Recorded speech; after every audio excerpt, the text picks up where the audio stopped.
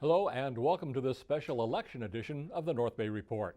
I'm KRCB News Director Bruce Robinson, and the next half hour we're going to spend time talking about the issues and candidates on the ballot this November. That's right, for at least some of us in the North Bay, there is an election just a few weeks off, primarily for most but not all Marin County residents. 8 municipalities are holding city council elections, and there's an important bond measure to be decided too.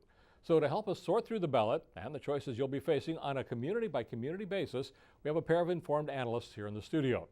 First of all, I'd like to welcome KRCB's senior political analyst and a columnist and blogger for the Marin Independent Journal, Dick Spotswood. Bruce. Good to be with you again. Always. We'd also like to say hello to Sashi McIntee. She's the former chair and a current member of the Marin Republican Central Committee. Thanks to you very much for being with us again tonight. Hi, Bruce. Thanks. So let's begin with a quick look at the bond measure that's on the ballot for most of the county, except Novato. It's a lot of money for a new hospital. Dick, what's it needed for, and why are they doing it now? Seismic upgrade. If they don't spend $394 million, which is going to be one of the largest construction projects in the last 20 years in Marin County, the hospital can't stay open. The state has very strict rules that any hospital operating in the state of California has to be able to survive the maximum credible earthquake. If that happens and the hospital is rebuilt, great. If it doesn't, we might lose an awful lot of people and have no trauma center at all to go to in terms of an earthquake. So they're going to build a whole new hospital next to the existing one? Basically, there's one portion of the hospital that will remain. Most of it will go down. It's a pretty old facility, and a hospital has something like a 40 to 45 year life expectancy. That's a lot of money, Sashi. Is there resistance to it, or does it stand a good stand? What's your take on it?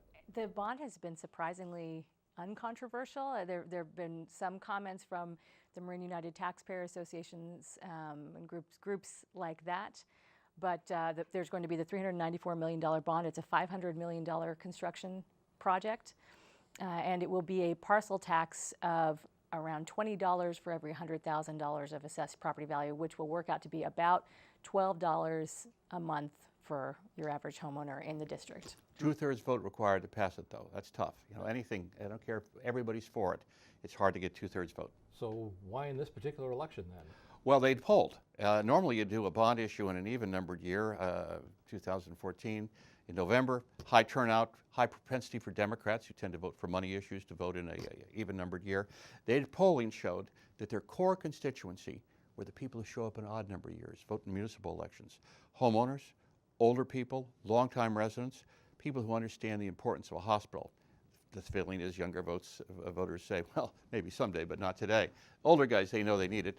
The polling shows they're the most likely subset to vote for a hospital bond. And I guess the polling must show that they're inclined to do so in hopeful numbers. They wouldn't go for it if they didn't. The same team that did this did the El Camino Hospital District. The current president of the Marin General Hospital is a guy named Lee DeMonico. He was head of El Camino when they did the same thing. He brought his guy down who put it through, a guy named John Friedenthal, first-class guy. It's a first-class operation they're putting together in a campaign that'll cost $500,000. And if they don't make it, what's plan B? Try again.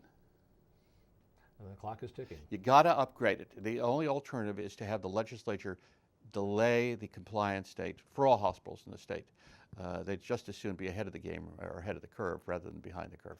They would have another chance in 2014, I believe, because they're going to potentially put on the ballot the hospital lease. So that might be another opportunity if it doesn't pass. So we'll learn from their mistakes and go forward.